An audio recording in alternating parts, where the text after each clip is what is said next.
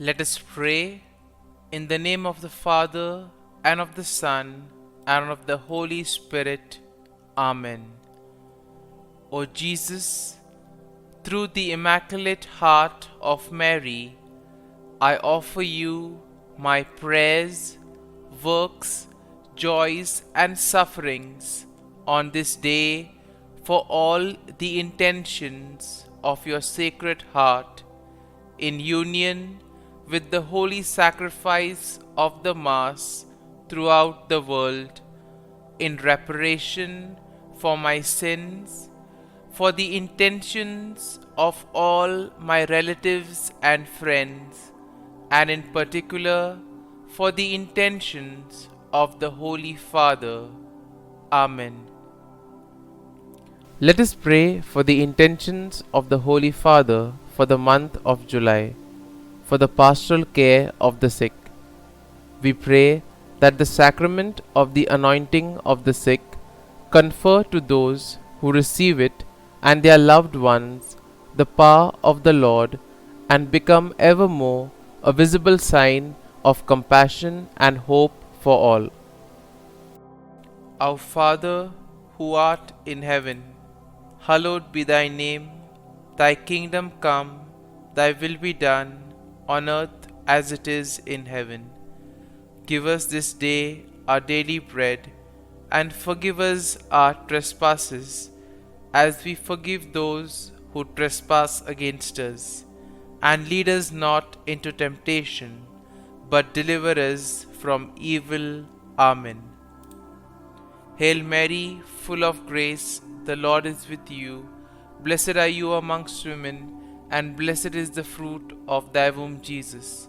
Holy Mary, Mother of God, pray for us sinners, now and at the hour of our death. Amen. Glory be to the Father, and to the Son, and to the Holy Spirit, as it was in the beginning, is now, and ever shall be, world without end. Amen. My dear friends, the Word of God welcomes us this morning.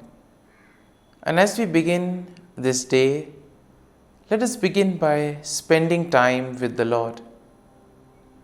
As we have decided to welcome this day in the presence of the Lord, let us begin by thanking Him for all that He has done for us, all the blessings that He has bestowed on us, and most importantly, for all the graces, for all the favors that He has given us right from our birth till now.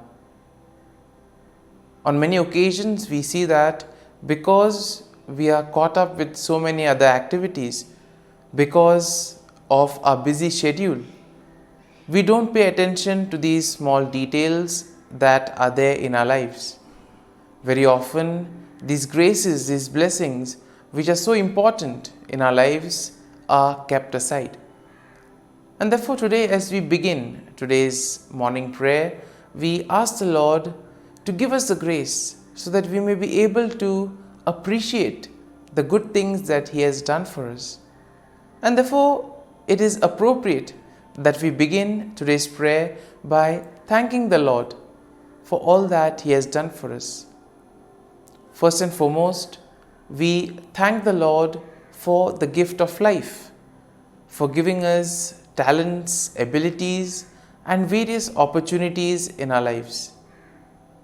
We also thank the Lord for the gift of our family members, friends, relatives, near and dear ones, and all those who play a very important role in our lives. Now we see that there are so many people who have been instrumental in our lives in so many ways. These people have dedicated their time and effort, and thus they have shaped and helped us become who we are. And therefore we thank the Lord for their presence in our lives, and we also ask the Lord to bless them so that they may be able to have the fullness of life. We also thank the Lord for the gift of this day, yet another day that we have been given to make good use of our talents, of our abilities, and more importantly, to make a difference not only in our lives but also in the lives of those around us. We also thank the Lord for the various opportunities that He has given us. Opportunities to put our talents, to put our abilities to use. And at the same time, opportunities to help others make a difference in their lives. Lord, we also want to thank You for all the experiences that You have given us. Some of these experiences may be really good. We may want to cherish these experiences, but there may be other experiences which may be bitter, which may be harsh. Nonetheless, these bitter experiences may have taught us a lot in life. These are the experiences that have made us stronger. And therefore, Lord, we thank You for giving us these experiences, for making us better individuals, for making us stronger, and thus for preparing us to face the challenges in life. And therefore, my dear friends, as we participate in this morning prayer, let us ask the Lord for this grace that we may be able to radiate His presence to the world around us, that we may be able to become messengers of peace, joy, and love, spreading His message of goodness, spreading His message of peace and love to the world around us. And therefore, let us ask the Lord to accompany us in whatever we do today, so that every action, every word may radiate His love, peace, and joy. My dear friends, let us now reflect and meditate on Psalm 60. As usual, we shall have a general overview of the psalm. We shall, in general, just take a look at what the psalm is exactly trying to tell us, what are the themes that are present in the psalm. And then we shall take a look at the psalm in detail, looking at each of these themes, each of these aspects in detail.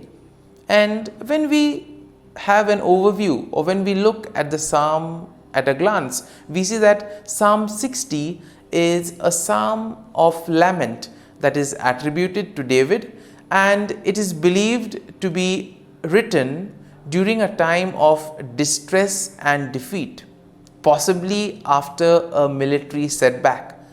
Now we see that setbacks are very common in life, and sometimes it becomes very difficult for us to deal with these setbacks.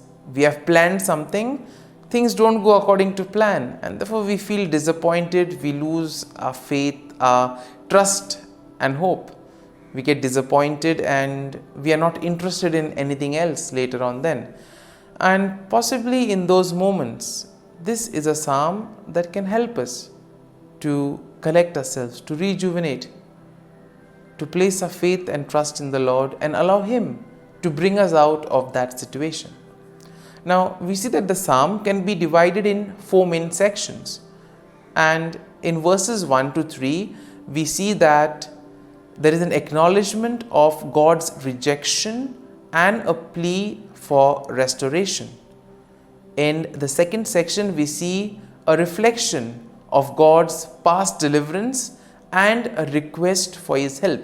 And this we will find in verses 4 to 8. In verses 9 to 11, we see there is a cry for God's intervention against the enemy. And finally, in verses 12 to 14, there is a declaration of confidence in God's victory. And therefore, overall, when we take a look at Psalm 60, we see that Psalm 60 will reflect on David's plea for restoration and victory in the face of distress and defeat. And this psalm highlights the importance of seeking God's help and acknowledging His power and deliverance. This psalm can also serve as a reminder of the need to depend on God's intervention, especially in times of trouble, and to trust in the faithfulness of the Lord and thus rejoice in the victory that the Lord provides us. And now let us take a look at the psalm in detail. Now, in the first section of the psalm, we see that David acknowledges the sense of God's rejection and he pleads for restoration. So in a way here we see that David is probably sensing that he has gone away from the Lord, and therefore now he wants to restore back. He wants to come back to the Lord. He wants to undo the wrong that he has done. And here he begins by expressing his feeling of being rejected and cast off by God.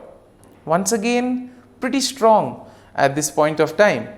And here we see that he does this by symbolizing it or comparing it to the breaching of the walls of the land.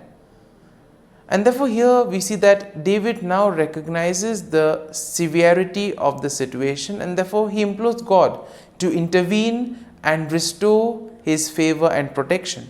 So he has gone away from the Lord, and now he wants the Lord to help him come back to him. And therefore we see that in this section it is all about knowing one's weakness.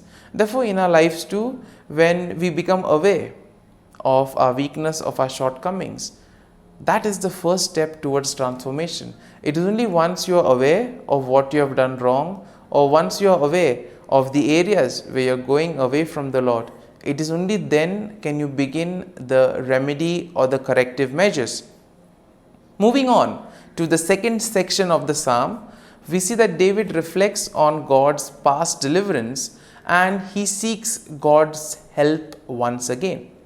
Now he recalls how God has given his people a banner, a symbol of victory, and therefore he asks the Lord to do the same. Now David acknowledges that it is only through God's power and help that victory can be achieved. And therefore what does he do? He expresses his dependence on God's assistance in the midst of defeat. So he already knows that he is deep in trouble, but still he has faith that the Lord can do something about it. And my dear friends, this is something that all of us need to have. We too need to have that confidence that the Lord will do something to help us, to guide us and bring us out from those stressful, difficult moments. Now in the third section, we see that David cries out for God's intervention against his enemy. And therefore he pleads for God to extend his help and to defeat the enemy who has brought devastation and affliction upon them. Now David also will acknowledge the significance of God's intervention, and thus he recognizes that his victory is completely dependent on God's action. And therefore this aspect of surrendering, this aspect of placing oneself in the hands of the Lord, allowing the Lord to guide and protect, this is very important and is explicitly seen in this psalm. And therefore in the final section, we see that David declares his confidence in God's victory. He proclaims that God's right hand, symbolizing his strength and power, will lead to triumph and will lead him to victory against his enemies. And therefore we see that David acknowledges that victory will ultimately depend on God. It is God who will do everything for him. And thus he expresses that he himself needs to place his faith and trust in the Lord, and that the Lord will act on behalf of him and also on behalf of all the people. And therefore, my dear friends, as we reflect on this psalm, let us spend time in assimilating it.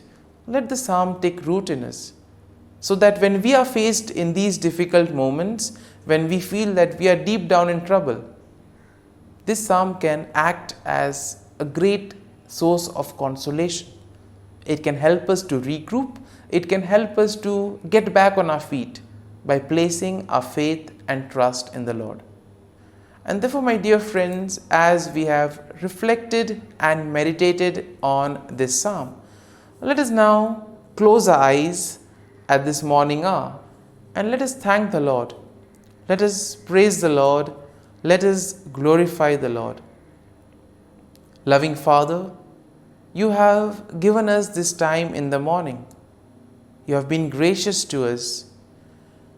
You have given us your Son, our Lord Jesus Christ, who has cleansed us from our sin. He has taken away all our sins and He has given us a new life. Lord, we thank You for giving us the Holy Spirit. And therefore, Lord, we ask You to bless us and protect us at every step of the way. Be our guiding force. Be there to always show us the way. And for all this, Lord, we thank You, we praise You, and we glorify You. You have protected us and You have guarded us through the night. You have given us this time to spend with You. You have woken us up this morning and You have given us good health of mind and body. And for all this, Lord, for Your love, for Your mercy, for Your generosity, we thank You and we praise You, O Lord. You are a merciful God. You have blessed us in so many ways. As we reflect on our blessings, as we reflect on all the good things that have happened to us, as we reflect on our experiences, Lord, we want to thank You. We want to praise You for making us better individuals. And now, my dear friends, let us spend a few moments in silence and let us reflect on the psalm. Let us see what touched us. Could be a word, could be a phrase, or could be a sentence or a thought. Remain with that and allow the psalm to take root in you, so that ultimately your words, your actions will radiate the love, peace, and joy of Christ to the world around.